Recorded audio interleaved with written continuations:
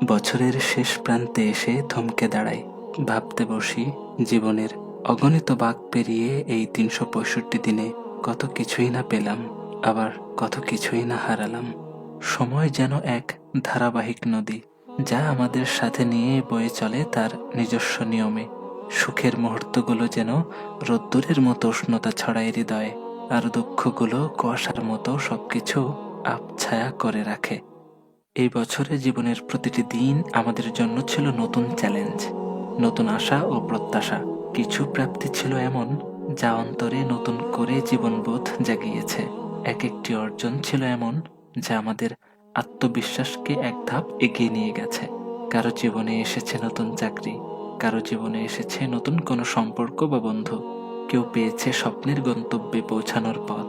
এই ছোট বড় প্রাপ্তিগুলো যেন আমাদের মনে আলো ছড়ায়, কিন্তু সব প্রাপ্তির সাথে সাথে এসেছে কিছু হারানোর কষ্ট। হারানোর অনুভূতি গভীর এক শূন্যতা সৃষ্টি করে। কখনো কখনো তা মলিন করে দেয় জীবনের সব আনন্দ।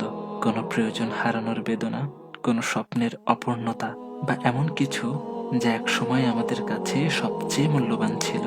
এগুলোই বছরের বেদনাগুলোকে আরো গভীর করেছে। বছর শেষে থেমে গিয়ে যখন পেছন ফিরে তাকাই, তখন বুঝি জীবনের প্রতিটি মুহূর্তই এক একটি গল্প। কিছু গল্প আমাদের শিখিয়েছে কিভাবে এগিয়ে যেতে হয়, আবার কিছু গল্প আমাদের মনে করিয়ে দিয়েছে যে জীবনের সবচেয়ে বড় শক্তি হলো ধৈর্য এবং আশাবাদ। নতুন বছর আমাদের সামনে এক নতুন দিগন্ত উন্মোচন করবে। এই বছর যা কিছু শিখিয়েছে তা যেন আমরা ভবিষ্যতে প্রয়োগ করতে পারি। নতুন আশা, নতুন লক্ষ্য এবং নতুন স্বপ্ন নিয়ে পথ চলা শুরু হোক, ইনশাআল্লাহ।